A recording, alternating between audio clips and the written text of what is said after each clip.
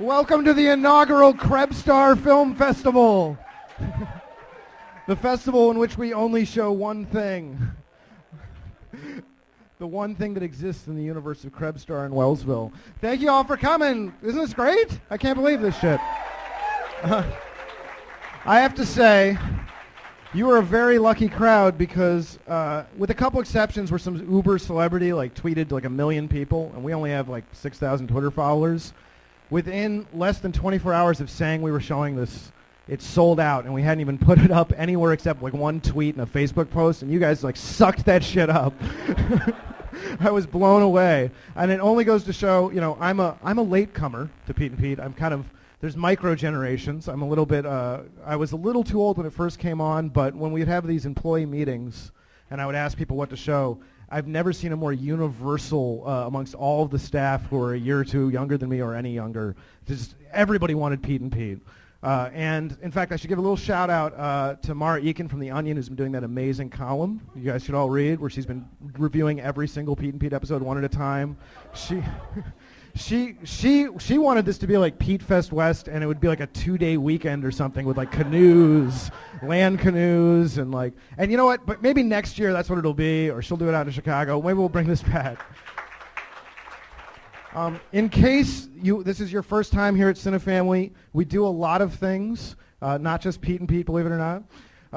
And in fact, you're going to see a couple trailers real quick of some of the upcoming stuff. And by the way, I want to particularly thank the members who donate an annual amount or a little bit a month in installments, because it's a great deal for them. They get in free to everything. They sometimes get little special tickets set aside, or they get free popcorn, early entry, etc. But it's with their support that we're able to do shows like this, to fly people out, to make these events happen. So I want to give a big thank you to them.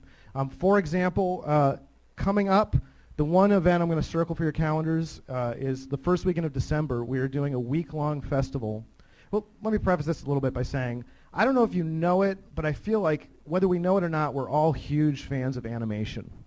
Because animation is kind of like pure cinema, and we all love this stuff. It happens to us all the time. It is the magic of cinema personified, and we sort of take it for granted. We're just watching The Simpsons or shit on Adult Swim, or just all the gorgeous things that come along. So we decided to devote 6 straight days to animation, the best, most mind-altering animation from around the world, the first weekend of December, including another panel. You can get in early this time. Again, we're doing the Space Ghost panel reunion. We're also having Brad Neely, who's got the new Adult Swim show, and then some really out there stuff. Polish animation flown in from Poland, I guess where else, on 35 millimeter. But they're flown in, that's the thing. You can't get this stuff easily. And it's an incredible program. So take a look. I got a couple trailers, and I'll be right back up to start the show.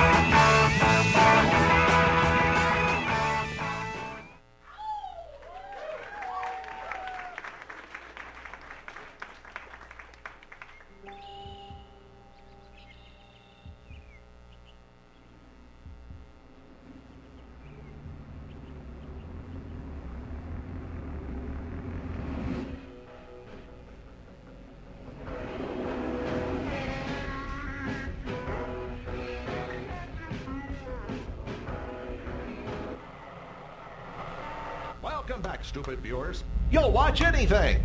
Go ahead, change the channel. You'll be back.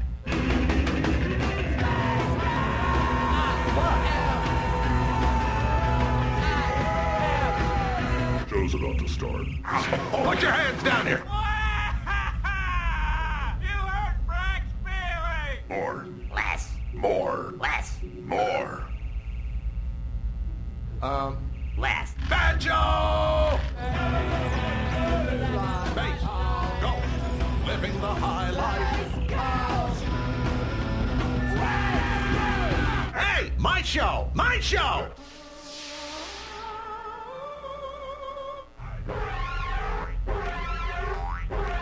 Less. More. Less. More. Less. More. Less. More.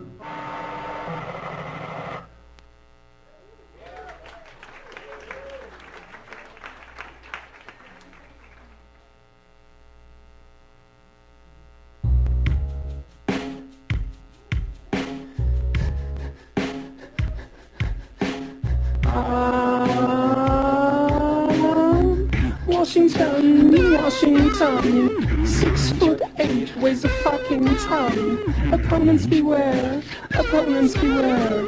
He's coming, he's coming, he's coming. Blacked out again. Woke up in a car that was Tokyo drifting everywhere. Got a wig for his wig, got a brain for his heart. He'll kick you apart, he'll kick you apart, ooh. No, I knew where babies came from. Oh, baby. Oh, no, baby. Man on the line, he had two on the vine. I mean 2 sets of testicles, so divine. True story. I woke up vibrating one day. Turns out I was in a sharper image. Turns out I had a hard-on. Turns out no one cared. He had a pocket full of horses, fucked the shit out of bears, threw a knife into heaven and could kill with a stare. He made love like an eagle falling out of the sky, killed the sensei in a duel, and he never said why. I'm inside you. Feel me growing you until there's nothing left of you. And remember, I will kill you. Washington, Washington, 12 stories high, made of radiation. The present beware, the future beware. He's coming, he's coming, he's coming.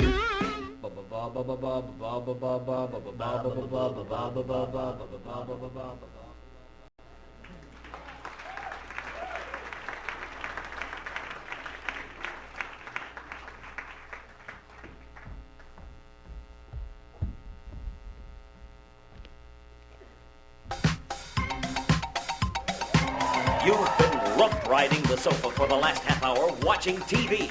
Now it's time to get up and get strong with your personal trainer, Artie, the strongest man in the world. It's the Artie workout. Let's start with aerobics.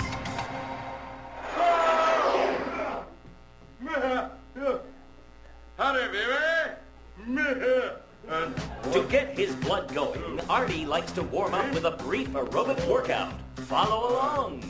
6, 7, 8, 9, 10. For the Deutschlander.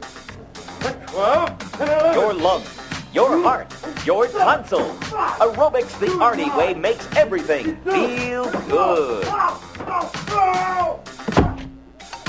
Next, let's work on your upper body. Here's an exercise everyone can do right at home. First, grasp your house by the corner, like so. Bend your knees and lift in an upward direction. I'm Jack Malane. All rolled into one.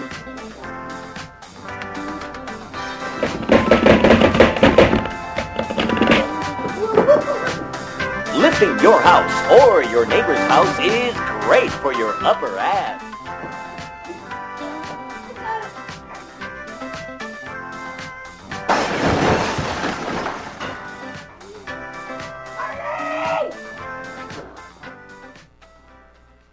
Look at the work, puny viewer. Look at the work!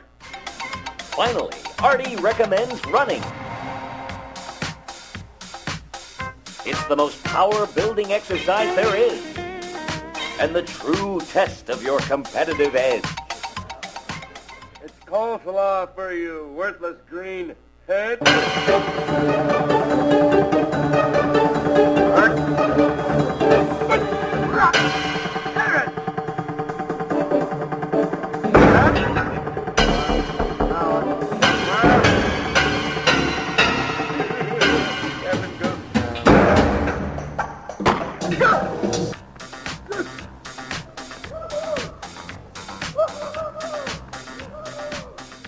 So remember, the Artie workout, aerobics, lifting, running, and of course, Don't eat metal. Don't eat metal! you all can't be superheroes, but you can be fit, just like Artie. The strongest man in the world. And now, on to the Pete's next adventure. Jupiter or Thor is perfect. We need Atlas for our long-distance stuff. Going for the Creators, Will The McRobb Chris Titan will be even Viscardie. better. They shouldn't have canceled Maronna. Wait till you see our submarines with Polaris. Headliner Joe Stillman, Director Katherine Dieckmann, and of course, Michael Maronna and Danny Tamberelli, Big and Little Pete. 3, 2, 1.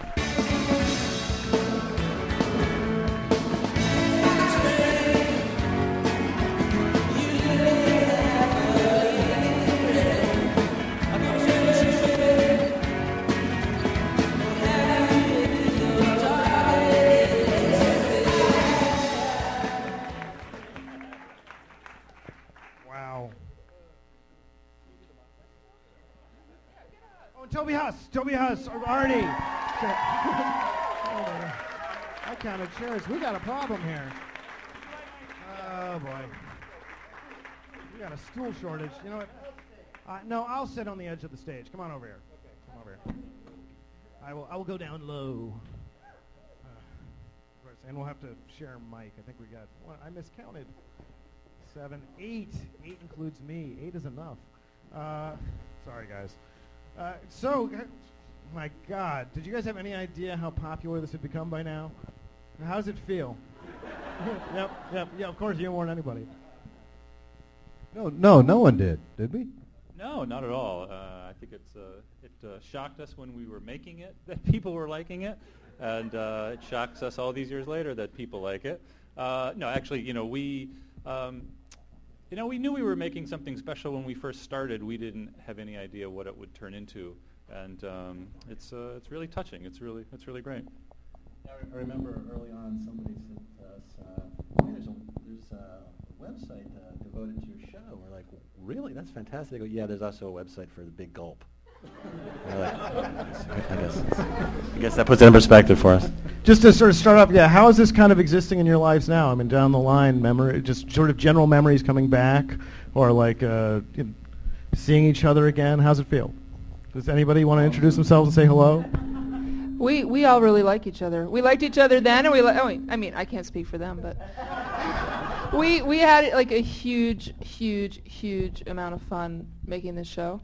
And we had no idea if anybody was watching it, really. We didn't really even care in a way. We just sort of made it, for our own, of course we cared, but we just had this crazy kind of joy in this thing we were doing, and we weren't really aware of an audience, and we just, like collaborating together. Well, one of the things that Will had said to me before was that the show was made to originally steeped in nostalgia, and that now we kind of have this meta-nostalgia, so it becomes the most nostalgic wormhole ever.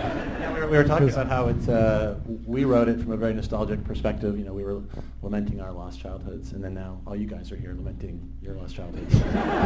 And so, we'll just keep that going for all time. We'll just keep spiraling into time. And thinking about how to make something that would tap into kids so much, I wondered, it's interesting that everything is very familiar. There's things like, the tasty, and then taken to a mythological level, like daylight savings time becomes like a time warp, or who is the ice cream man takes this sort of grand level for a whole episode. Where does that kind of where were the influences coming from, and the decision to take it that direction?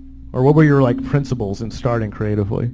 Well, I think the originally the show began as these 60-second commercials for Nickelodeon, and the idea at the time was just to capture what it meant to be a kid from a certain perspective that we at the time we were trying to push a Nickelodeon, and we really believed in Nickelodeon at the time. We really felt like it had something to say to kids, and if you've seen the '60s, you know that it was just storytelling the way kids tell stories. Just like completely stream of consciousness, and it works within its own logic, and it goes by really fast, and you don't even remember half of it because there's so many details, and it just spiraled out from there. And anyone who's a fan of the show, you can probably plot from 60s to specials to each season. Eventually it gets slower and gets a little bit more sort of mature with time, but I think from the very first 60 to the very last episode we did, I think it was just imbued with this idea of what's the kid's perspective on growing up, and all the little things that as you get to be an adult just start to fade into the background are a big deal to kids. And so we just wanted to take those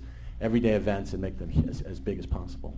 Yeah, I think we ultimately wanted to just tell stories about growing up and being a kid, and we did that from the notion of let's take these everyday things that we all experience and really blow them up until they play on this really mythic level, and that was a big part of it. And I think we had the old funny, sad, strange, and beautiful goal. I read we wanted that. every episode or everything that we did in the show to have that one of those four qualities to it, and I think we succeeded for the most part. Some episodes, of whether they're 60s or half-hour shows, they had maybe a little bit more of one or the other, but it's definitely something that we strive for. And where that came from was just no one was doing that kind of stuff. I mean, if you look at the series, it does take a look at very basic, simple things from growing up, and it blows them up. But no one was adding this level of strangeness to it. No one was adding sadness to their shows. I'm not saying no one, but for the most part, they weren't using that as a big component of the show. And we did that, I think, just because that stuff interested us, and we wanted to explore that stuff, and we did. And I think part of that is what really connected with the audience. I think the people who are passionate about Pete and Pete, I think they really connected with all those things that the show was doing because it was different. It was trying to be different, and it was different. And along with that, we really tried not to wrap everything up so neatly with a nice little bow at the end, even though some of our voiceover said otherwise. We wanted to add just a little bit of mystery back to stories about growing up, and we were striving to do that. Well, it's a fantastic list. Funny, sad, strange, beautiful, but it is the one that's the least inherently nostalgic is the strangeness, and I do think that's a big part. Here's a show where someone might be like taking a mine out, looking for metal detecting, and just dig up a whole car randomly. That's kind of an amazing element to add to it. As the head writer, for example, did you take these cues? Like, where did you guys decide? How did the generating of those kind of odd things begin, or how would an episode be developed? I don't know. We just, the three of us would just kind of try to come up with an idea, and we had this word. I don't know if it's too toxic to use in front of these people, but cherish it. Gosh darn it, let's make it public. The word was called bootay, and the show had to have this thing called bootay, which was a certain kind of strangeness, and if you felt it, then it had it. I think, as you can imagine, the strangeness or the weirdness or whatever you want to, however you want to categorize it, that element of the show is one of the things that we loved most about it, because that's something that really appeals to us. But as you can imagine, it was the thing that totally freaked out Nickelodeon when we were making it. They just didn't understand some of the stuff that we were doing, or they didn't understand, so many elements of it. And we kept telling them, no, that's what's great, it's different. And they would just get very confused and a little afraid when they would look at the, look at the tape after we, recorded an episode. Well, I would say that the turning point for what the show started off being and what it became was when we brought Toby, into the mix. I was just gonna, because which is pretty early. We did a bunch of 60s, and then we found Artie and brought him into the mix. And in a way, I think we've all felt that's been the secret weapon of the show, because once you bring Artie and what he represents into the show, you really feel like what does he represent? Want, right? Yeah, what did I represent? Anarchy. I don't know. What does Artie symbolize? Well, people still think, what's great about it is some people think the character was imaginary, it was just in Pete's imagination. Yeah. and others think he was a guy who maybe should have been wearing 3 or 4 pairs of pajamas, maybe not 1 pair. And, that was rough. So there's a whole range of emotions. And it was a drag because there were little kids around constantly. So, you know, it's a drag. Well, I understand of all the things that came up in the show is that there's a lot of things that were created, but the character of Artie was kind of found as a performance art piece or an art piece that Toby was doing that I read in one interview was semi-X-rated. Oh, I don't know. Kind of R-rated. It was blue, Toby. It was blue. Blue. Yeah, I like to get it on with Artie. No, it was. What a was the character stage show like versus the stage show was I did it at the University of Iowa in this thing called No Shame, and it was a friend of mine, this guy Mark McRobb. I was doing this character who I did it to impress a girl initially. I had these red long johns, and there was this. I was going out with this girl, Mary Jo Barry, and I would pull them up to my chest, and I'd sort of do this, and I started saying I was the strongest man in the world. I think I was just trying to get laid. Well, a lot of great inspiration comes from. But then and then you guys found the shirt, but I did it. He was a guy, and he was a patient in an asylum, and I said I was the strongest man in the world. My friend Mark McRobb said, "Does he have a name?" And I went, "No. What's his name?" And he's a painter, and he said, "Name him Artie." All right, well, he's Artie, strongest man in the world. Well, what the hell? And then I did it in Lower East Side, and Will saw it. I guess one time I didn't know that I was tending bar at the knitting factory when it was on Houston Street, and I was upstairs, and Will came up, and it was just a dude. He just looked. I was setting up tables, and it hadn't opened upstairs yet, and there was a dude sitting there with a giant head, and who's that dude? Hey, it's not open here, and he is very quiet. Hey, I really like your work. Well, that's kind of creepy. It's not open up here. You gotta. I had no idea what it was in reference to. And then he said, "Hey, we're doing these little 60-second things from Nickelodeon. I like your character." It was something like that. And then that's pretty close. And then I did him. I gotta ask before I move to the next question. How in any way was the Artie act blue? Well, something happens to a fella when he puts on super tiny children's underwear. I don't know if you've ever done this for yourself, my friend. I'm wearing them right now. Yeah, that's it. Wasn't blue. I guess that was maybe what they were referring to. Oh, okay. It's just it was laced with profanity. Oh yeah, it was laced with profanity. That part of the character. I don't understand. Sure. Yeah. Oh, that. Yeah. So okay, so let's go back to the 60-second spots because I think it's very interesting that the Nickelodeon was kind of in the early days of cable. These were kind of free-form environments. There's a lot of repetition. You guys were given a lot of freedom. Could you talk about the development of the first spots? Maybe how you guys cast the Pete and Pete's, for example, and we can ask them their first experience with those. And when did Katherine start? You didn't start directing until the season started, I did all the 60s. All the 60-second spots. So why don't you guys talk about the beginning of the 60-second spots and how you guys got involved? Maybe from your point of view first. You guys in a row. Right. In any order. Do you remember the casting? Do you remember what it was? Any fond memories? It was a lot of fun. Totally. I think Katherine probably remembers it better.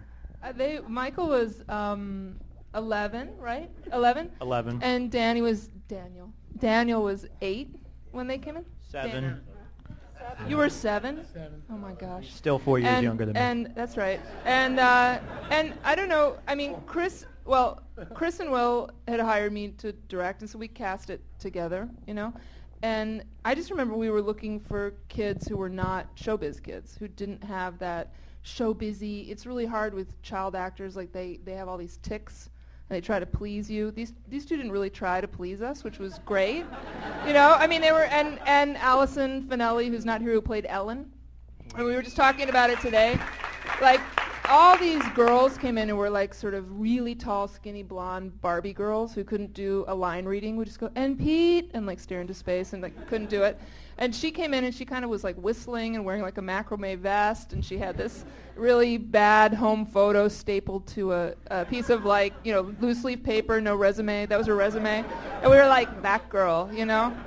So, I mean, I think we, the three of us, knew what the sensibility was. It was in Will's writing. Will wrote all the 60-second spots, and then Chris started writing later for the show. But Will's writing was so specific in terms of the tone of what was needed that it was just clear who were the right kids.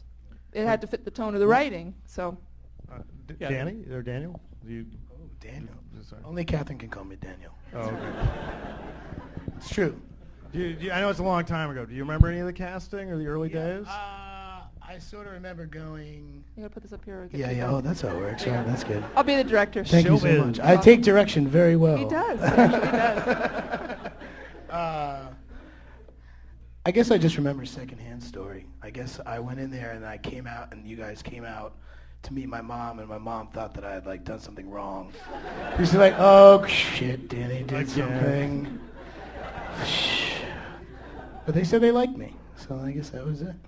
Yeah, and we, you know, when it's different when you cast a kid and you're in the kind of comfy confines of being in a casting room, but then you take that talent and you put them on the set. And for us, we were on location.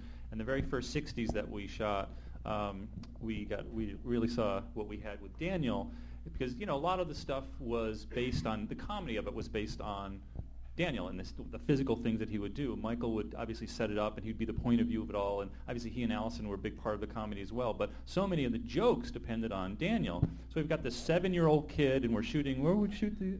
New Jersey. Jersey. New Jersey. Or no, in Jersey what? In Yonkers or something? Remember that? No, well, anyways, No, so that it's was the first later. day we ever shot, and No, no, I don't remember. the Somewhere first in day Jersey. we ever shot, it was a hot day, and the last shot of one of the 60-second short films was, it was called What Would You Do for $1? And the last line of the piece had Little Pete buried up to his neck, and he would say the line, "Where's my money?" So I'm thinking about this all day long, right? Because like a guy literally is digging a hole in the backyard of this suburban house, and I'm bury a thinking kid. it's 90 degrees. Danny's going to be wearing this really heavy wool sweater. We're going to put him in a hole and bury him up to his neck. And I'm thinking about this all day, and his parents are there, and I'm like, oh, Jesus. So the time comes, we're going to put him in the hole, put the really heavy sweater on, put the 7-year-old kid in a hole, bury him up to his neck. And he's not saying anything. And you know, when you shoot live, when you shoot on location, you got to deal with the plane. You know, the plane goes over, all waiting. I'm thinking, goddamn, the kid's in the hole. The clouds come over, we're waiting, and the kid's in the hole. Parents are pacing, the kid's in the hole. Shoot. So we finally shoot, and Katherine says action, and Danny says his line, "Where's my money?" And she says, "Say it again. Where's my money?" And she says, "Faster. Where's my money?" Angrier. "Where's my money?" Slower. "Where's my money?" Sadder. "Where's my money?" On and on and on for like 2 minutes. And I'm thinking, get that goddamn kid out of that hole. He's 7. So she yelled, "Cut." And we pulled Danny out of the hole, and he was like, "That was awesome." And a couple things, you know, one, first I thought, thank God that kid's out of the goddamn hole. And secondly, I remember saying to Will, I said, we can do anything we want with that kid. And they did. We pretty much did. No, but Daniel, you were going to say something about I was that? just going to say, do you think we should show the very first 60? I was just going to, absolutely. We have a bunch of clips here to play, and I think we have the version with the alternate opening. Let me check. We'll see. The REM All right, opening. let's roll Mom's Plate. And if you guys, it's going to be right behind you. That big head out of the way. Number 7, Jordan. Number 7. This is her mom, and this is her skull. When she was 12, she had an accident, and doctors had to put a little plate in her head. She's okay and everything, but if you're ever at her house for dinner and you hear what sounds like Mexican radio, it is Mexican radio coming from a plate in my mother's head. Nickelodeon presents The Adventures of Pete and Pete, starring Pete and Pete's brother Pete. Today's adventure, Mom's Plate. Other than Mexican radio, Mom's head sometimes picks up the police cabs. There's a fire on Elm Street. Maybe we can help. And we get to go to rescues. Another great thing is, when Mom's sleeping and we want to leave her a note, we just stick it to her head with the refrigerator lid. Also, if we don't know where she is, it's pretty easy to find her. What I like best, though, is when the reception is good. A little to the left. Mom's played closing Cubs games from Chicago.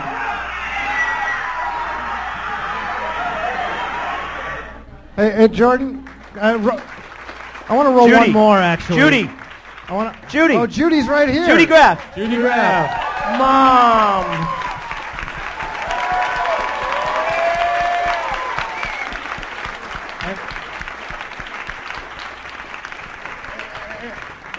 And while we're at it, let's roll number 12, the plate clip, because it leads into some other things I want to talk about. Number 12. Number 12.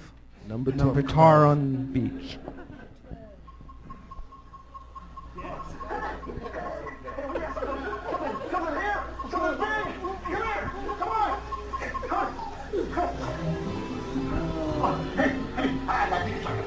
You know, like Delta 88 or maybe Supreme.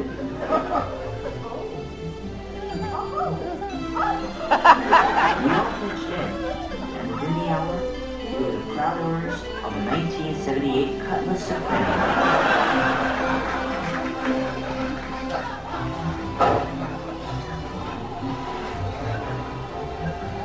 Hey, my uncle, let's go. Ran perfectly and had tons of legroom. That's probably good. Dad was so happy, he sang all the way home. Oh, you can fade it out. You can fade it out. He's got a radio. We know. Say it loud. Oh my God, that's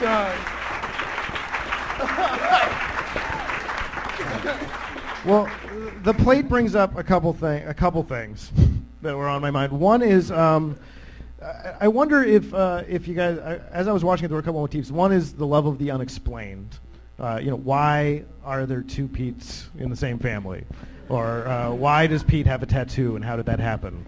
And then the other one, I hate to hit you with one at 1-2 punch, is also you have a real sense of world building. I know we talked about the Coen brothers and like Hudsucker or the Krebstar products, or there's a sense. And I wondered if you thought, is it just something you love, or I thought there was something powerful about the fact that kids maybe kind of enjoy the running gags, not just that aren't even gags, but that they create a world that's sort of familiar and recurrent. Where did that idea of world building come from, and how did you do it? How did you build a world and decide, like, these are things that grow, or was it just sort of organic? Well, I would say that we came up with a town, Wellsville, that all meant something to us who were working on it. It was just sort of this fabled place where your childhoods were happy and anything was possible. And I think it was just the 60s sort of set the template for the series. It was a great way to build the show. Once the 60s were just designed to be these incredibly dense, weird sort of hit singles. And I think we kind of had a very musical mentality about the show. We wanted to make hit singles, and I think we look at the half hours as being albums, sort of. And once we got the template down in the 60s, which, they're all pretty strong, the 60s are pretty strange, it was just a jumping off point for doing a series, right? So once we decided that, somebody in a car could have a race with a remote control car, and once we decided a superhero, follows you around, everything that was in the 60s, it just, we didn't want to lose the spirit. We kind of felt like we had something, and we just wanted to keep that spirit going in the series. And why are there two Petes? Well, that's the thing. It's like, I think one of the things that we became increasingly aware of, and we're even more aware of, was just how over-explained everything is in the world, especially the world of kids. And, it gets worse all the time. Everybody knows everything about everything, and there's just nothing that's unexplained anymore. And we just decided to, find more mystery and create more legends. And, the fact that they both are named Pete is like the starting point for a lot of mystery. And, we had plenty of things that were unexplained.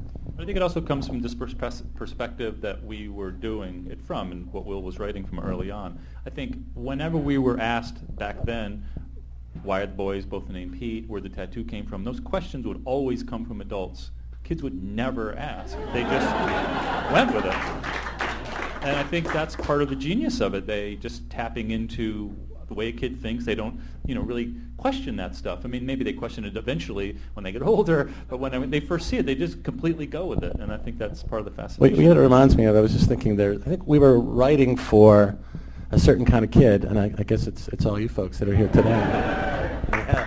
We were writing for, you know, a certain kid that was maybe felt like he was a little weird himself and wasn't really sure about how to express that, or if it was okay to express that. And we wanted to find that kid and show him our show and say, it's okay. And I remember it came through loud and clear, that one focus group we did. You remember that? We did one focus group for Pete and Pete, and this was during the period where the network was still trying to figure out what it was. And after this focus group, I think they figured out that what it was like, you know, cult show, not bound to be that successful. We had a focus group, and we're all watching these kids through one-way glass, and they're watching the episode, and we're kind of trying to take stock of how these kids are going to answer. And we saw the kid who was clearly the Pete and Pete kid. You know, he was just I think his shirt was buttoned improperly, and I don't think his socks matched. And you could tell he was really into the episode, and we were just really feeling great about this kid and how he was reacting. And then we were thinking, I don't know about these other kids. And so, you know, they watch the show, and they have Hannah Montana now. Yeah, the moderator starts to get the opinions from the kids, and most of the kids didn't like it. They were saying, it's too weird, it's silly, it's stupid. And the one kid that we knew loved it, he was just too shy. We're like behind the glass. Come on, kid. Say it. You loved it. It's going to change your life. In 20 years, you're going to go to a big family organization show and be really famous, and oh, crap. And he didn't say a single word, and Nickelodeon was just like, oh, man, what is this show? So, but we're so happy that from its, it affected... I mean, obviously, it's affected a lot of people over the years, and we're really, it's really gratifying to see. And I think for us, I think we knew, as terrified as we were when we left that screening, and I think we knew, like, as long as we keep making it for that kind of kid, that we're going to be okay, because no one else was making stuff for that kind of kid. And I think that's why you're all here tonight.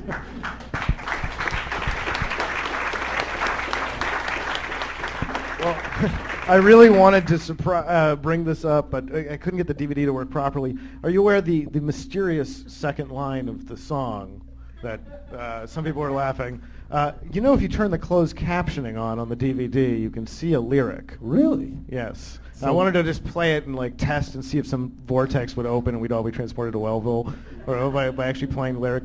Nice. What is it? Do you think that line is accurate? Gee, I don't know. You have to tell me what the line is. Mark, I talked to Mark was from Mr. Polaris was going to be the theme song. He was going to be here, and when he realized he couldn't be, I was kind of teasing him about that verse, and he's like, Willie, don't do it. Don't tell him. So I cannot give away that verse. I think it has to remain. I think we will go into a vortex, and I think we will end up in Wellsville. We'll end up in a only deaf place. people will know. Yes, let's keep that. Let's keep that under wraps. Oh, there they are. Well, that brings up a couple things. One is this will kind of be a two-hitter because you were talking a lot before about burying kids or Artie's presence being maybe or not appropriate. And there's a favorite clip I want to play. Artie, not Toby, just the character of Artie. Or I don't know much about you yet.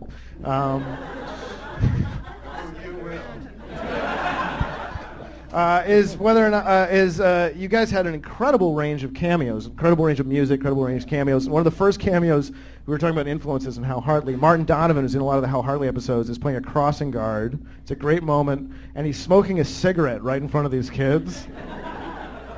Well, how did you guys? Did Nickelodeon say anything about that, or? It's funny. There was standards and practices were pretty hardcore, and we had fun getting around, some of the rules. Like, Little Pete's biggest claim to fame was in terms of his language, was a blowhole. And they wanted to stop that, but we kept saying it's a muscular flap on a sea mammal. You even worked it into the script. And, everybody has their favorites, but we tended to get around that okay. But I still to this day don't know how we managed to get smoking. Well, we made a little compilation reel of cameos, and then I want to talk with the Pete, all you guys about what it was like to have all these great people and how that happened. But let's start with Martin Donovan and then go into the cameo reel, and then we'll talk a little bit about that.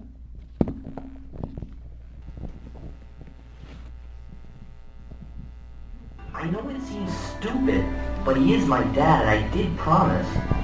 Besides, our every move was being tracked by radar. Since we knew the payphones were tapped, we had to communicate by dropping off secret letters with crossing guard Kenneth G. Keegan, a man who had seen maybe one too many spy movies. Okay, I've got it memorized. The plan had been for Ken to simply deliver the notes, but he had his own ideas. It was a little difficult at first. Dear Otto? Pete. But after a few days, he got the hang of it.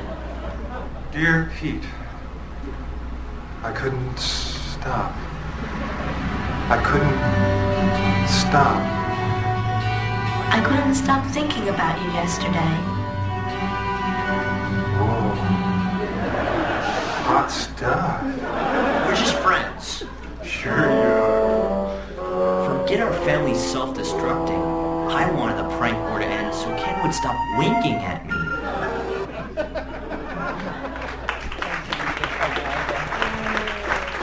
What can I get you, son?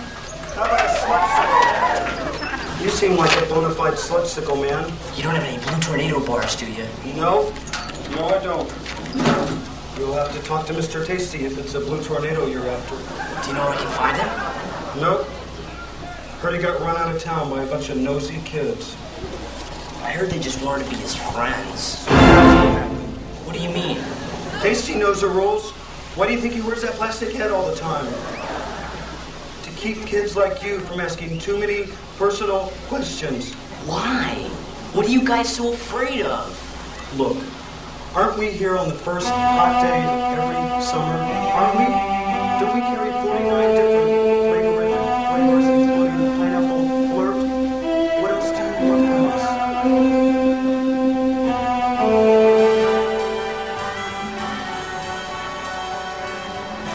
I don't know anymore. How about that sludgesicle? Like I said, you look like a bona fide sludgesicle man.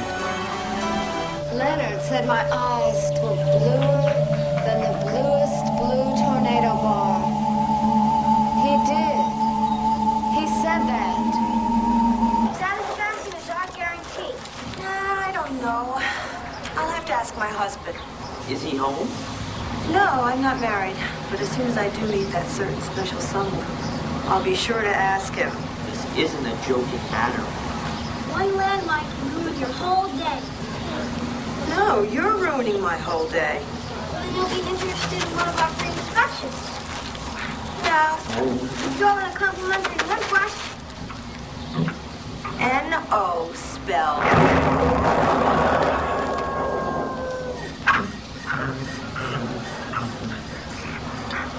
How soon can you start?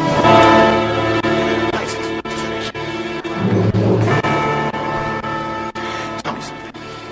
What chance do nature's furry little friends have against 2 tons of hurtling steel? You got an answer for that? Ahab? Marmalade cream, sweet in between. It's marmalade cream.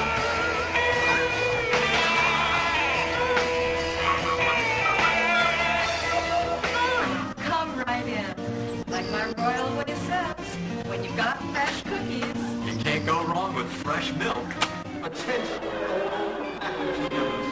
Kalui Amatutu. Repeat. Kalui Amatutu. Don Ho will not emerge from the Valley of Darkness. So, Danny boy, I've been thinking about getting some new footwear. And you know, I hear those Craigslist night walkers are pretty good. Are you looking for razor sharp pivots, pinpoint stops, increased trajectory? Well, who isn't? Nightwalkers. Oh, yeah. What do you got? A little congestion up there? President Eisenhower. Stuck. That was the man who knew the value of a kilowatt hour. Okay, enough chin music, Red. Time is energy. Let's see what you got over here. Okay, let's see what you got here, Johnny. Let's just see what you... Your electric dot. There's something you should know about Meter Man Ray. When he checks your electric meter, he sees more than the passing of kilowatt hours. He sees the future.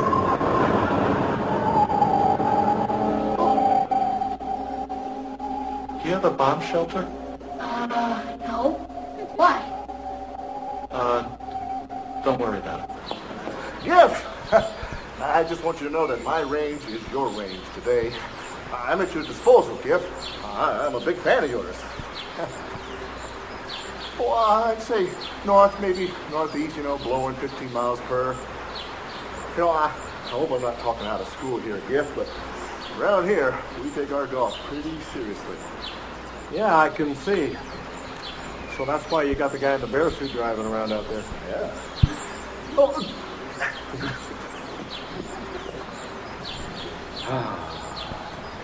Hello, my little friend. Let's hit it, music.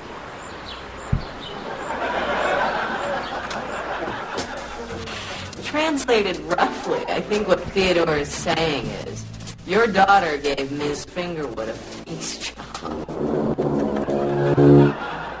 You may not know this, but I'm a personal friend of Johnny Earwax. Johnny Earwax is a hider! Johnny Earwax opened my ears to the sound of life, Mr. Wrigley, a sound you'll never hear. You think about that while you sit there. That's it? You're just gonna leave me here? That's right. And if you get up from that chair, you're in big trouble. This madness. He got gunk in my suit. You missed a spot. Stooge.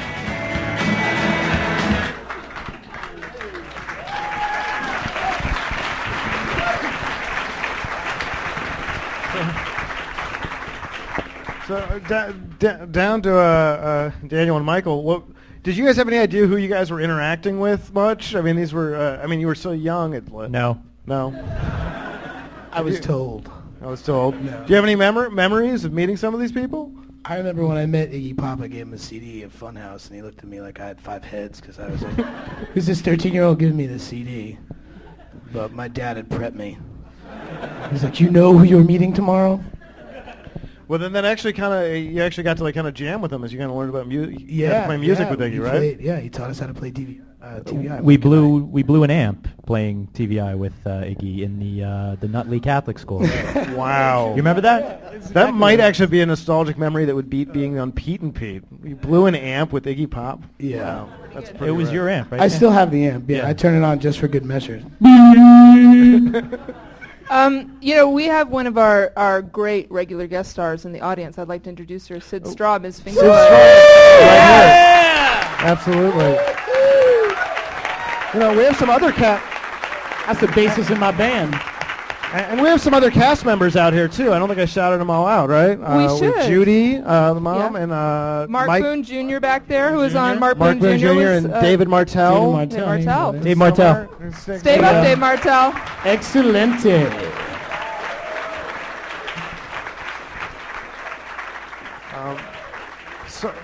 What? There's Boone back in the spotlight. Where? The moving spotlight. Boone. Sorry, there's Boone.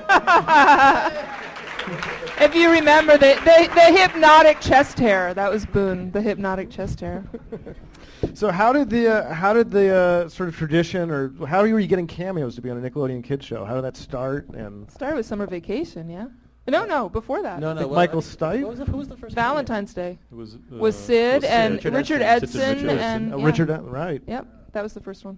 But I think you'd have to agree. I mean, Katherine had done a bunch of REM videos. That was a combination of you working on stand and us meeting at our high school reunion in That's right, in '89. That was the potent blend that brought us together. And so I think when Michael, you guys all saw that clip, when Michael appeared in that episode, it really put a stamp of coolness on the show that just lasted forever. Everybody wanted to be on the show after that, and that was just a fraction of the people that were on the show. And I think that was like, did he ever talk about was there any aftermath from working on that show? Did he ever Michael? see it? Yeah, did he ever see it? He was traumatized just because he was so scared, because it was hard. He's just not, he was not comfortable being on camera. Who at that came point. up with the Tasty Q physicalization? That was him. That crazy bloke. No, he was really. I remember he was just very, very nervous. It comes across Michael, well you in the remember that? character. He was really nervous. He was Michael really was cool as a cucumber. Michael was always like, everything crazy was happening around Michael, and Michael was always just this center of just complete, the weirdest thing could be going on, and he'd just be like, which is a particular skill that doesn't get celebrated maybe as much as other things, but it takes a particular flair to always be composed when wild things are swirling around your head. We were not a huge show at that time, so we just had a couple of Winnebagos out in the parking lot of this beach in New Jersey, Seabright, and I was 14, hanging out there with 13, hanging out with my mom, and cool. Michael Stipe was in the same Winnebago, and something, and my mom says something, and Stipe says, "Oh, don't worry, I'm not modest," and just starts changing clothes right in front of us. My mom is like one of these. Yeah, it was fascinating to have all these guest stars on the show, because we had like Bebe Neuwirth, and she's on Broadway at the time, and then she comes out to do an episode, and they just come out by themselves. They drive out, and they're there, and they're hanging out on the set. They become part of this family, and they all just fit in this really spectacular way. And there were so many times we were shooting, particularly with Iggy. Like Iggy would come and he'd do a couple lines in the morning. He would do his dialogue lines in the morning, and then he'd be done, and then we'd be ready to take him back, and then the AD would come over. Iggy, he'd like to be in a couple more scenes. Would you mind? Sure, yeah, sure. But I remember too. It was like. We'd be with the director, and Iggy would do a line, and the director would say, "Somebody of should dialogue." Yeah, dialogue of crystal meth. Sorry, no, and we'd go. We should. That was a little bit big. Somebody should tell Iggy to maybe turn it down a little bit. Any of you guys want to do that? Like, no. Who wants to do it? No, anybody? No. Okay. So it was nobody ever wanted to tell Iggy to turn it down. I remember there was an article that a reporter was on the set, and they were asking Iggy about being in the show, and I'm just kind of listening in, and they asked him, like, so who is your character? And he says, well, I basically play a boomer dad with a corn cob up his ass. I'm thinking, I hope that there's a follow-up question there, because that one's not going to get any article. They were all great. They were all great sports about it. Anybody who was particularly memorable, either for just as a presence on the set, or anything that really stuck out of all these various cameos, or one Bill that you were Hickey. particularly happy to get? Yeah, Grandpa Bill Hickey. When I met him, Bill I Hickey. almost peed myself. I was so excited. Why were you a Grace fan? died 30 years ago. The National Lampoon Christmas Vacation, Grandpa. That was like my movie, Christmas time. I was just wondering what kid was really into Bill Hickey. This guy. Buster Poindexter for sure. Yeah. Oh yeah. What was Buster like? Do you remember? Did you ever? We would at a rural Boy Scout camp in Staten Island. There's the Scout camp in Staten Island, which is this big old place, and in the middle of nowhere, and he's just talking. He actually went to Scout camp when he was a kid. He was from Jersey or from Staten Island, right? He's from Staten Island, I think. So he goes, he's asking us about stuff, and we're into the season now, and I'm a teenager, and I'm all angsty, and he goes, I want you to tell people you've been tired since you were 16 years old.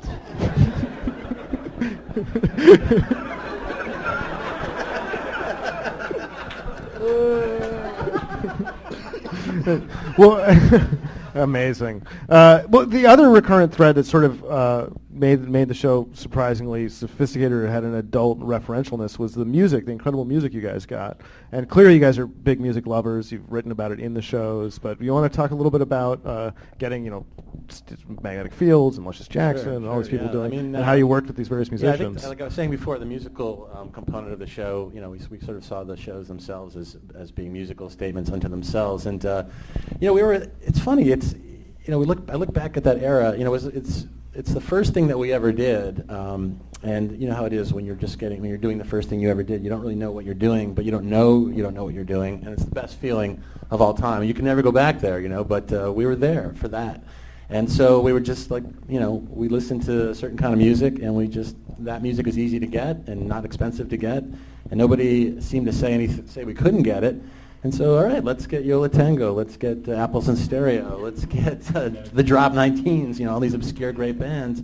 And it just became part of the lore of the show. And I think it all started with getting Mark Mulcahy. We were big Miracle Legion fans, and once we got this Polaris idea off the ground, I'll never forget the day. I think one of my favorite moments of working on the show was Mark had sent me the Hey Sandy theme song on a tape, and it was a much slower version of the song. It was almost like a reggae version of the song, if you can imagine that.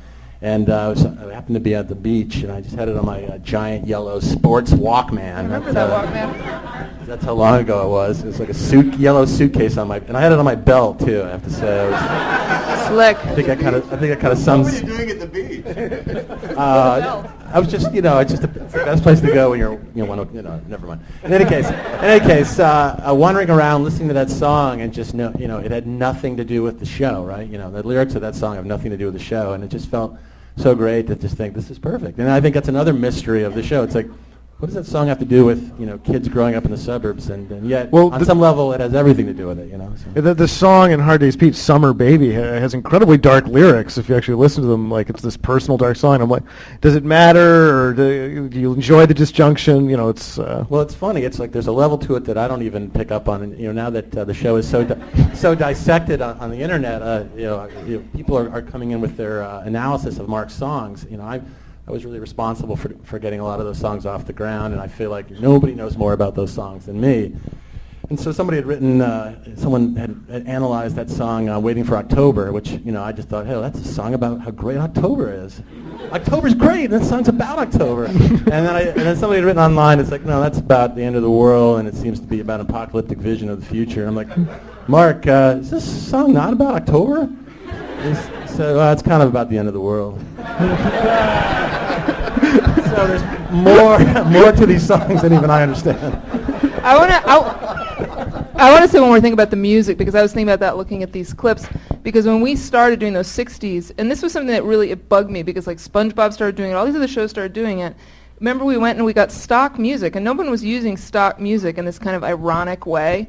And I'm like a big Godard fan, so I love the idea of like just playing music and cutting it cold as a joke. And these guys were like, why are you don't cut the music? I'm like, no, it's really funny. Like, cut the music. It's part of the surrealism of the piece, that feeling. And when I looked at that Mom's Plate clip, we used I don't know, in 60 seconds we used like 18 different like weird pieces of music, which now are often you can hear this stock music we picked on SpongeBob or any of these Nickelodeon cartoons. They all started doing it, using that like kind of melodramatic 50s stock music. That was our thing.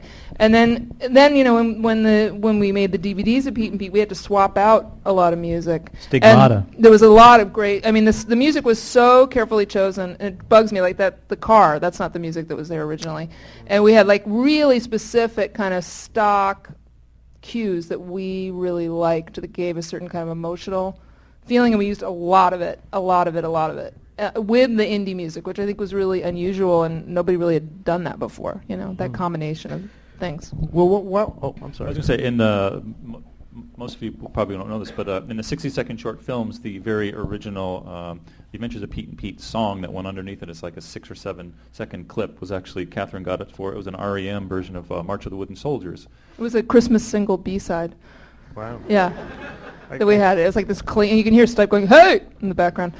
But we used all these weird things, like whatever. I remember one time I brought in some weird record I danced like ballet to as a kid, and we put that in. Like whatever we had, we it was like a big, crayon box. So we would just like throw things in, and it was really, really fun and very free, how to put those things together. Well, this brings up, and we actually have some interesting photographs that you guys were kind of some of the storyboards. It has this incredible visual style, and we didn't really go into detail over how Katherine was brought into the show, and clearly you've had a huge influence on the way the show feels. Like, how did you guys collaborate? How did you guys meet? You talked about it a little bit, and how did you begin to describe how you were going to get a style together, from the writers, creators, to the directing? Clearly she's bringing in ideas of where it should go. Maybe you guys could talk a little bit about those first conversations and how that proceeded. These are interesting, some of the story. Those are yours? Those are Peter Lauer's. I'm from sorry. the episode Tool and Die. What I do think is interesting that that you guys were doing advertising style. Yeah, and what's fascinating about this is, again, this was our first show. We didn't know what we were doing. We were hiring a bunch of people who it was also their first time they ever directed anything. So, like Katherine and Peter Lauer, Chris Koch, all these Tony Jacobs, these amazing directors would come in, and some of them would do these storyboards that were basically, as you can see, they were like graphic novels of the script, and they'd come in with these giant binders of these drawings. It was just incredible, and we were looking at them the other day, and they definitely felt like they could be published. I was sorry to derail a little bit, but you were about to respond to the question I just had about the creative collaboration. Well, I mean, Chris and Will had such a strong idea of what they wanted to do, and it was like I said, it was in Will's writing. And I remember, the reason that they hired me, I don't know if you guys remember this, but I remember this, is actually this director, Adam Bernstein, was originally supposed to direct Pete and Pete, and then he dropped out, really shortly before shooting, and Will and I had just run into each other at our high school reunion, and he really liked Stan, but I'd never worked with actors or live sound or anything like that. And so Will called, when Adam dropped out, Will called me, and he said, well, could you do a storyboard for this script? And I'm going to send you the script and do the drawings, and if we like the drawings, then we'll talk to you about it. And I was like, okay. So there was this line in it, something when mom sees, mom faints. What was it when mom sees a little tattoo? Yeah. Mom faints, mom faints. And I thought, mom faints, what should mom faints be? And I drew a hand flopping into the frame with a wooden spoon with chocolate pudding on it, hitting the ground. That's what got me hired. They were like, that's it. That's okay, you can work with us. Because it was that kind of sensibility, we wanted to never tell things literally, or on the nose. We wanted to find the offhand way to tell it. The voiceover really lends itself to being able to have creative images because you have this running track to illustrate. Oh, the scripts were so much fun to work with. I mean, they just opened up all this stuff, and so that's how it started. And we were the three of us were really closely involved in each other's. We were really involved in everything together. Do you think there's any kind of upstate New York influence among the three of us? Do you ever think about that at all? We all grew up in upstate New York. Well, Will and I went to the same high school. We were in the same high school. Joe as well, or no? No. But Joe went to Ithaca College, though, so there you go. There's an Ithaca connection. Continue looking for the ideal town in upstate New York, and one day I will find it. It might be called Wellsville. I'm not sure. It's a quest. It's a quest. But I think what Katherine was talking about was really interesting, just creatively in terms of what the directors brought to it. And Katherine had a very specific style, like we can tell Katherine's episodes, and they're just done in her own way. And one of the things that I think really makes the show different, and one of the things that we wanted to do from the beginning was, most television shows have a house style, a house look, and then directors come in from the outside and they execute that style. Right. We didn't want to do that. We wanted to hire directors that inspired us and let them make the show look the way they wanted to make it look, as long as they obviously followed the script and really had one thing they had to do, which was shoot Michael on camera, narration. That was the only thing we asked of them to do, and they could shoot that however they wanted. They wanted to shoot it on a dolly, wanted to lock off sticks, however they wanted to do it. And as long as he gave that piercing stare. Exactly. And they used to make fun of me for not blinking ever. I think that's one of the things that just made the show different. You'd go from 1 week, there'd be a Katherine Dieckmann episode, and then there's a Chris Koch episode, and a Peter Lauer episode, and a Tony Jacobs episode, and pretty much every one of those episodes looks different. And I think, again, that was one of the things we really wanted to do. That was also one of the things that confused the people at Nickelodeon, the executives. Why does every episode look different than they want? And we liked it that way. And it was just, it was a great way to do it, and it made the show feel really different.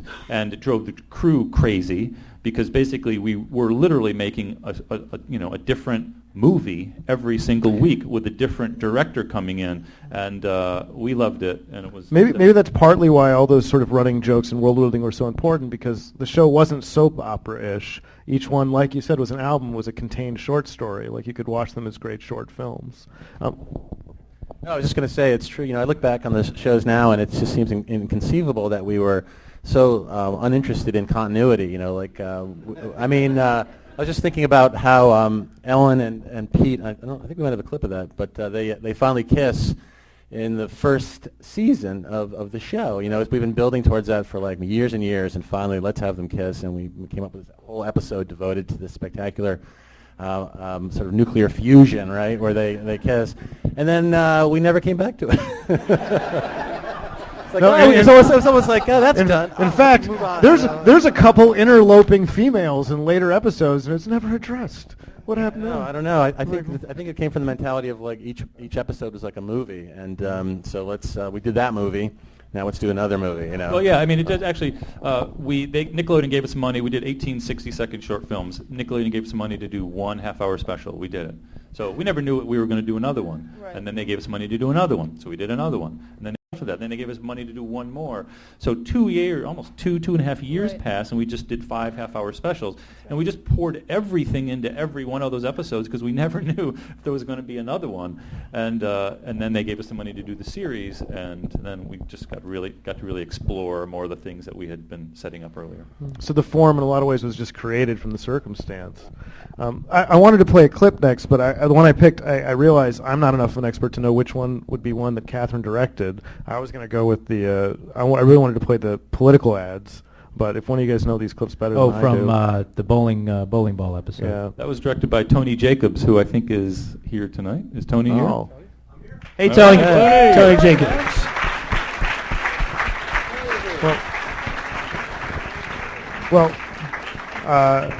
Well, is there one of these that you know that's because we were going over them before?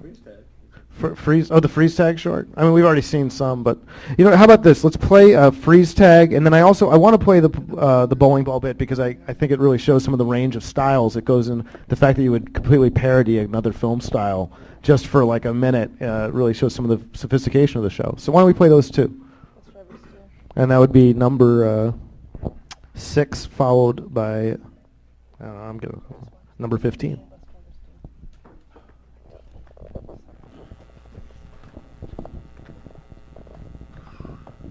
This is my brother Pete, and this is his tattoo. Nobody knows how he got it. All we know is this. When he flexes and the tattoo lady does a little dance, Mom faints. That's why Pete has to wear a long sleeve shirt, even in the summer. The Adventures of Pete and Pete. Starring Pete, Pete's brother Pete, and introducing Ellen as Pete's girlfriend. Listen, you're a girl and you're a friend, but you're not a girlfriend. Today's adventure, freeze tag. Ever play stocking head freeze tag? It's pretty much like regular freeze tag, except everybody wears stockings on their heads. Once when we were playing, we forgot to unfold my brother Pete, and we stayed out all night. It looked so majestic, I didn't know what to do. So I invited Ellen over for some pudding. Maybe you could use them as a human sundial. That's what they do in Africa. Use who as a sundial? Pete! Dad had a hard time when freezing him, but when Mom started to cry, his tattoo began to twitch, and we knew he was okay.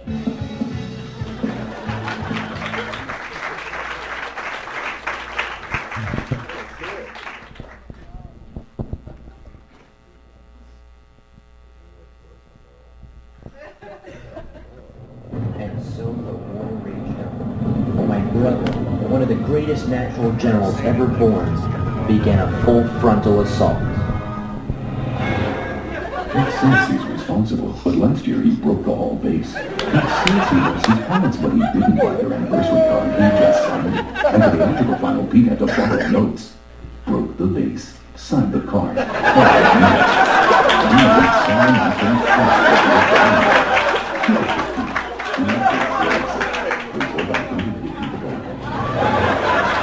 If I was going to win, I'd have to beat him at his own game. Issue 1. Bowling ball. Who deserves the celebrated sphere? Item. Young Pete toppled the Asian bond market. Item. Young Pete's science project caused spontaneous baldness across the Texas panhandle. Item. Young Pete accidentally drained Lake Superior. His response? No comment, grunge bag! No comment? Grunge bag? Not good enough.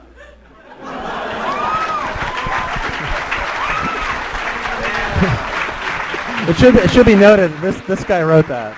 This is the writer of this fine intro. Joe Stillman, everybody. I don't recall that at all. I love that joke. And another cameo, McLaughlin. So this brings up an interesting question. Why is Pete such a badass? Well, I think we really wanted to find a kid, a kid that does all the things that we wish that we all could do, and I don't know, from the checkered cap to the tattoo to just his one-liners. I think he just sort of became the kid that said all the things we wish we'd thought of saying. I mean, for Christ's sake, look at him. Clearly you saw something when he was younger. It's all your fault. I was 7 years old. I was growing into it. One of the comps I couldn't make was all the amazing insults, which would have taken years to stitch together. But did you guys was there an endless brainstorm to come up with amazing insults that would be TV safe for kids, or what was the generating? I almost imagine you guys just had a list that was endlessly going, like a little sketch pad. Well, what was the episode? The baseball episode had the whole plot was based on him spewing profanity. And what was the one? The something sputum eater. What was that one? Sebaceous blood hole eater, something like that. Fudge licker. I don't know. Maybe that one isn't so opaque now that I think about it. But yeah, I don't know. It became a game to see how close we could get to the edge without getting into trouble. And I think I don't think we ever got anything that was pulled. I think we were. Yeah. And that is how you turn a cult into a gelding. Right. That was one of my favorite ones from that. That was a good one. Medulla oblongata. He is an amazing. And the hat, where did that come from? Or is that too much? That's just a Holden Caulfield ripoff. Ah, right. Nicely played. We actually put. I hate to go into another clip, but we actually did put a little reel together of a couple of our favorite darker Pete moments, and we'll come right back. And that's number 16. In 1787, during the beheading of King Louis XIII.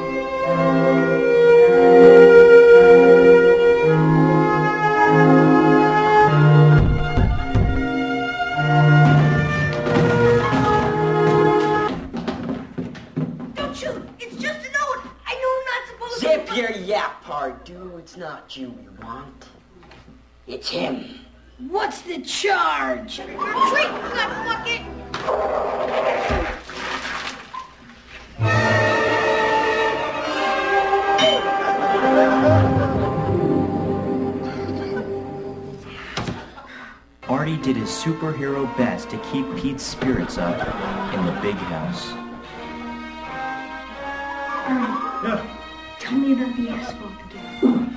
You don't want it, boy. Please. When it rains, it smells like summer.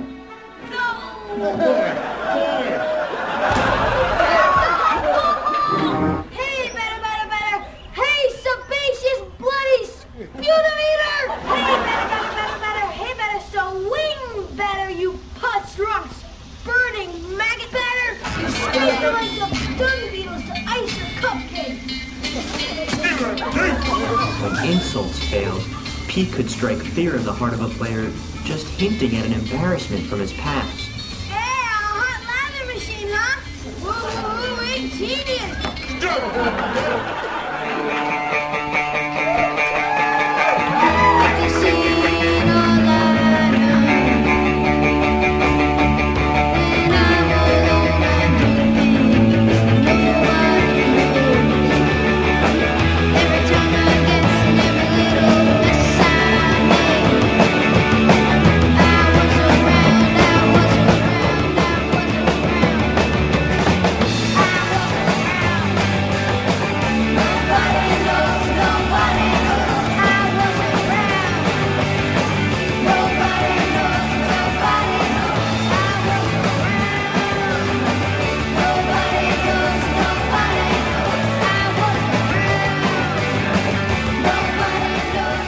Music echoed through the night, didn't care if the whole world knew the song was around. Even the entire universe could listen in.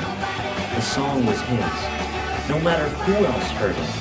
And now that it had found him again, he was going to make sure he never, ever let it go.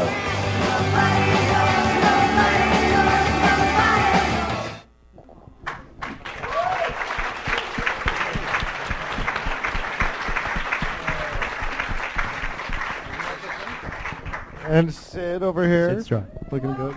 Yeah. The pie on the bass too is also hilarious. Math teacher. Did you ever ask for that look of boiling rage from him, or did you just turn it on like a light?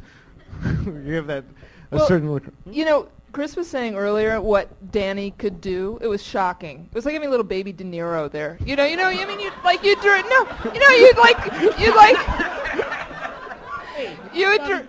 would like direct him, like just like Chris said. You go like, be angry, be this, be that, and he would like do he would just do it, and then you go cut, and he'd go like play frisbee or something. There was, I mean, he could just organically do anything you asked him to do, and then it was incredible, and then just turn it off and go be a kid. It was, which is probably why he's the healthy young man you see today. Because no, but I mean, like, he wasn't a neurotic kid actor. He could just be in it, have joy in it, and then like not stress about it.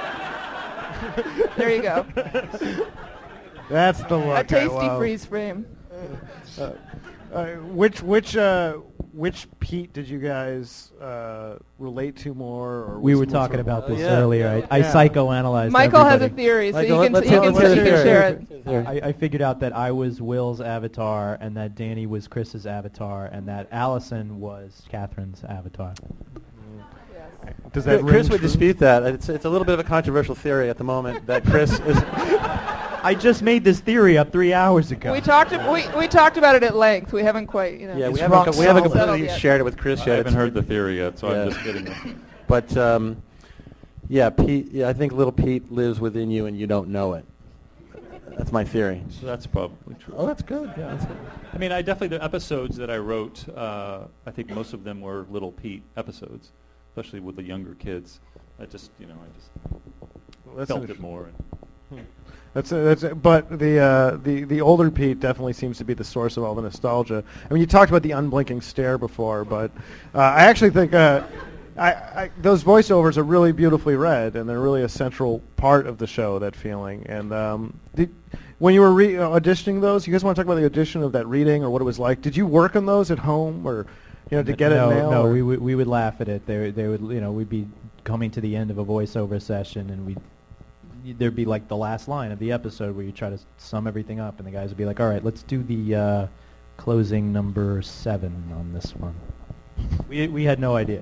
Pretty much it did end up everything being like a happy ending, but everything that happened before that, you were trying to sum up in that last paragraph. Yeah, we voiceover was an important part of the show. Voiceover was important because we got to order food to the studio. Eat large says the 13-year-old who wanted pizza. I remember vividly when Michael's voice changed. Do you remember that? And because we would do we would loop later, right? We would shoot, and then we would do. So he would have to do some things on camera, and then you'd have to match it in the booth. Remember? And I used to, and when the year or whatever it was, however long it was, when your voice was breaking, I would sit in the booth with him with a pencil and jab him in the calf to make his voice go up again because I couldn't get it to match. He was like, on camera, he was like, and then he'd be like, and I'm like, Michael, you have to get like the two things to correspond. I think the only time it's really noticeable is in the Valentine's Day episode. Like we were shooting, and I did the on-camera stuff. And then I broke my collarbone. Oh yeah, that's right. And everybody had like a month off, and then I caught a cold, and then we shot the rest of the episode, and I was like, I was talking like this the whole time. I remember that. And I ended up lip syncing most of that thing. The unique challenges. I love that line too about the smell of the asphalt smells like summer. Well, Toby was an interesting one to write for. Yeah, well, how do you write? Where does pipe come from, and how do you? Well, I think I mean, I'll give him the microphone, but we would have Toby in certain episodes, and I think initially we tried writing for him. We tried to give him lines. And then Yeah. he would just change them all. Gave up. And then we Yeah. realized, let's just say Toby line here. Yeah. That's sort of what happened. And then take credit for it later. Right? Yeah, it's nice. Yeah, that's sort of what it was. There was a little gap in the script, and that's where I said stuff. All right. So I was smoking cigarettes. I'd have a coffee and a couple of cigarettes and hike up my pants and run in and yell a little bit. Oh, it was sweet. So I was just thinking too that you would one of the running jokes with you and I, Chris and I couldn't get to the set as often as we would have liked to, and every time you'd arrive at the set, they'd be like, "Oh man, Toby you missed it, man. It was great." and it was just there was kids around. So can you describe it? Maybe later when the kids are gone. It was my first. I was living in the Lower East Side and sort of living kind of sort of a wayward existence down there, and then doing the show with children. It was quite the dichotomy I was living there. It was funny. So we're gonna get off about 7. That means I'm back by 8. That's about 6 hours of solid boozing until I gotta go back. Nice. and I had but maybe $1,100 in the bank at some point. Jesus, I could do anything I wanted to. I usually did. I mean, I always did. I had never smelled anybody like Toby before the first time. Yeah, it was pretty funky back then. Yeah. Pipe came from a friend of mine, this guy, Jamie Bernard, who's an artist, was living in Boston, and him and his buddies had a van, and they got pulled over by a cop. And Jamie told me this story. I went, "Oh, that's interesting." And I always kind of just held in the back of my head like, huh, that was a nice thing. I wonder if I'm going to use that at some point. And that was maybe 3 years before the show. So the cop pulls him over in a van, and big old Irish Boston cop, "Get out of the van, Annie, get out of the van." And they're standing on the side, and they've been smoking weed, and they had a bong, and they had a pipe, and they had a little window on the side of the van. So they're all on the outside of the van and looking in through the window, and the cop goes in the back, and he's looking. They see his head pop up in the window, and he's got a pipe in his hand. And they just see the profile of the cop, and he goes, "Fucking pipe."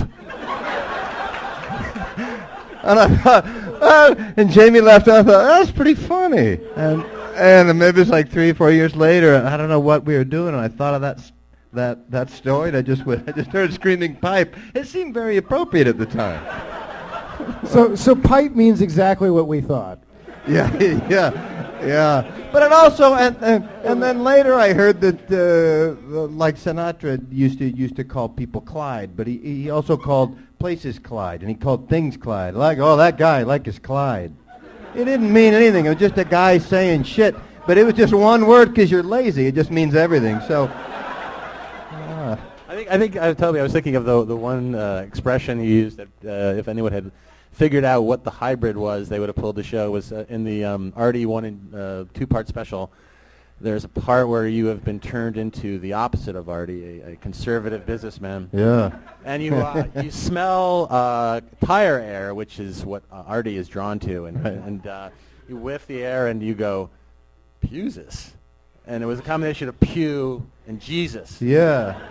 Yeah, but that's from my father, the wonderful old Iowa guy, and we had this little bathroom in our den, and it was a little tiny thing, cinder block walls, poor people in the middle of goddamn Iowa.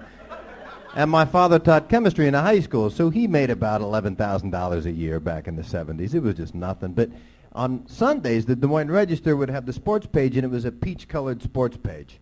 So it was called the Big Peach, and Jer would he'd roll up the sports page, and he'd put it under his arm, and he'd march in front of me and my brother to that little toilet, and he'd go, "Boys, I'm going to go talk to the president." A funny man.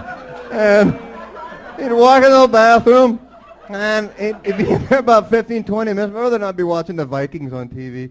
And the couch is right by the toilet door, so old Jerry would open it up 15, 20 minutes later and go, "Ooh, Pewsus." And we never Pewsus was just a word we heard Dad say. We didn't know what it meant.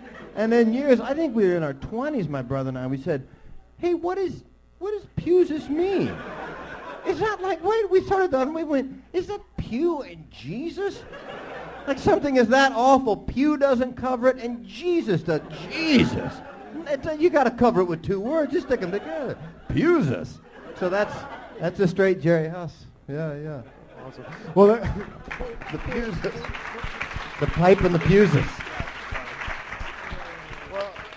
Well, this subject matter pipe brings up some other aspect of the show, which feels a little more adult, and it seems like there's this all these other kind of sequences that are these sort of freakouts that could easily be interpreted as sort of druggy freakouts, like accidental dosings that happen at various times to these kids in the show. And I got to play these 2 clips because this feels it'll just broach it. Oh, yeah. I was just gonna say before your show at there were 3 seasons of Pete and Pete, and the first season was really kind of a half season because it was the specials that we had already done, and then we did 8 new shows. It was kind of a Nickelodeon wanting to just sort of test it out, see how it did. And it did well enough to do a second season. And the second season, we really felt like we weren't going to get a third season, so every idea that we ever wanted to do was piled into the second season. And if you're a fan of the show, you know that the weirdest episodes are in the second season. And the clip we're about to see is from the second season.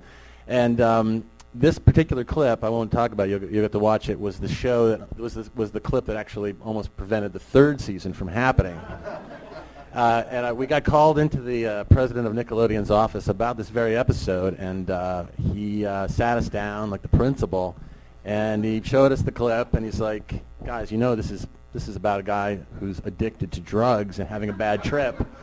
And we said, you've got a really dirty mind. And we were really given some pretty explicit instructions for the third season. Like, if you guys want to have a third season, this kind of stuff is totally off limits. So I think what you're about to see was kind of the maybe a bit of a misstep in terms of most of the time they just didn't notice. That was just those guys doing that show. And then after this, they were like, we got to keep an eye on those guys who are doing that show. Were you ever sort of consciously gearing it to 2 audiences at once at all? Yeah, I think we were trying to make it for ourselves and make ourselves laugh, and also at the same time. I mean, so many bad kid shows, and I would say, many of them are in this category that are like adults writing for kids, and we never wanted to get into that trap. So we wrote it for ourselves, and, it was about kid stuff. So you were adults writing as kids.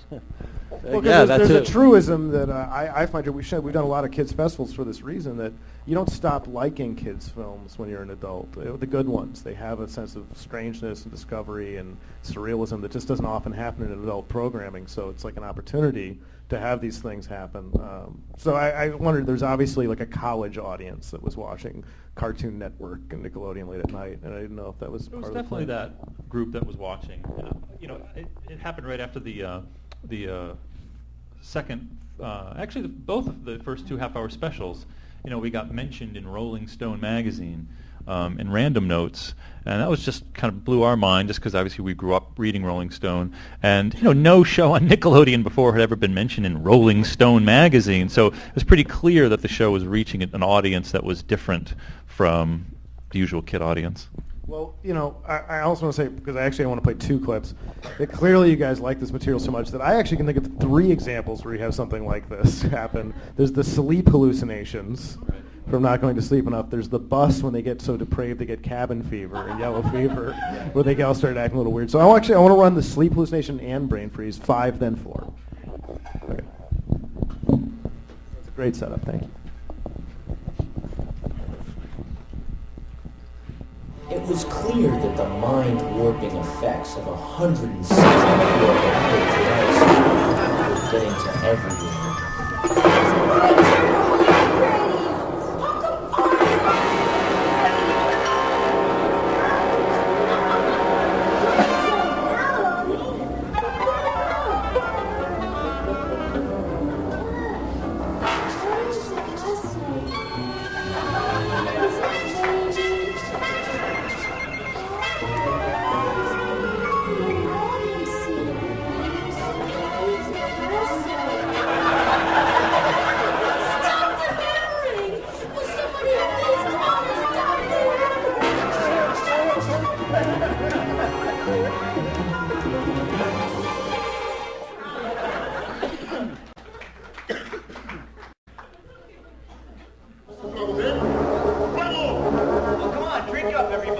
hands on the hook. Trick! You try it first.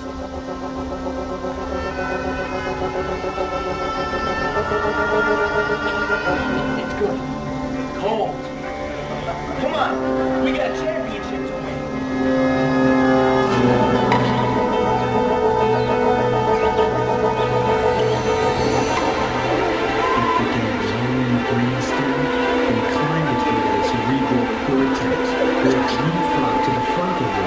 Freezer burning every neuron in its path.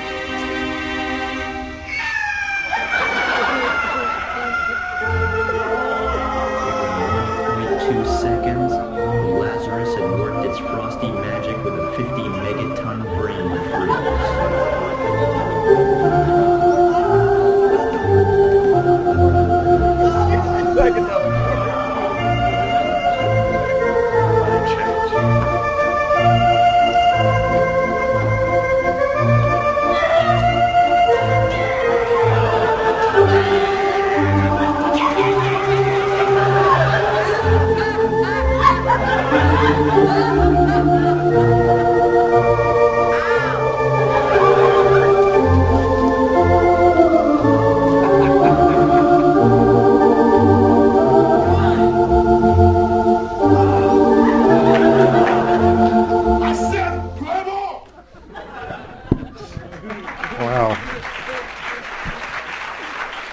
And we should mention that that episode and so many of our great ones was directed by our good friend Chris Koch, who's over there.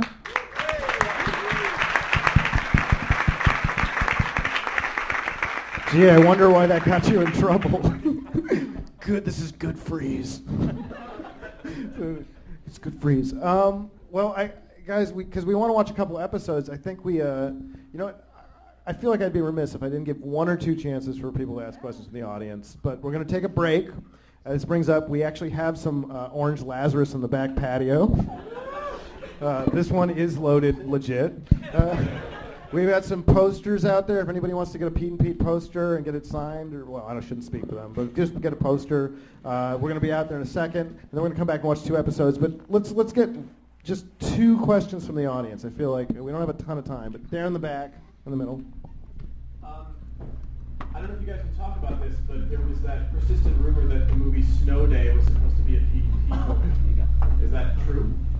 Yeah, that's actually that was true. We had written a Pete and Pete script that was going to be Snow Day Mach 1. And actually, we were the first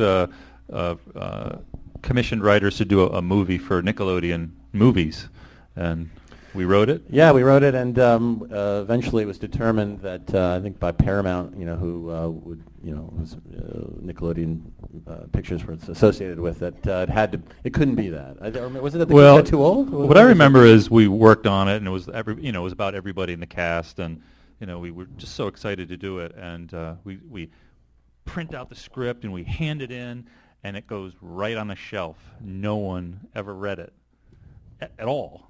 And 8 years pass, and a producer at Nickelodeon who had read the script because we gave it to him, then became the head of Nickelodeon Movies, and he said, "Whatever happened to that script?" And we're like, "I don't know. It's still collecting dust on a shelf somewhere." So then they brought it back, and by that time the show had long been over, and the guys were too old, and so we tried to turn it into something that kept the spirit, but I don't think I was too old. I mean, you could have just been. Yeah. What the fuck?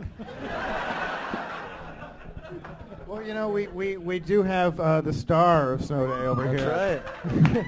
Where's Zena? Zena Gray.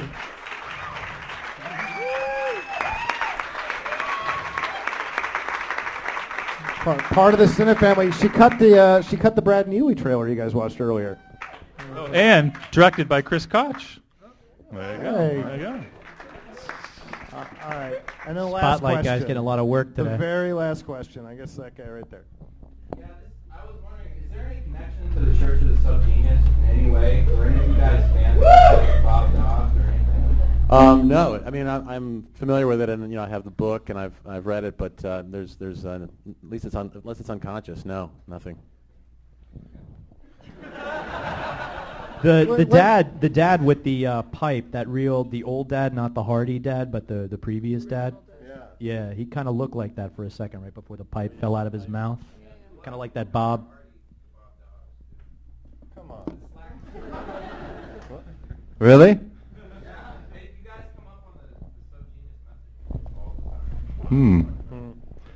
Sub-genius message board. Does anybody have a last comment or a memory? It's 5 a.m. on a Tuesday morning. It came up again. What the? Someone's got to know about this. Well, let's give these guys a big round of applause. This was an incredible show.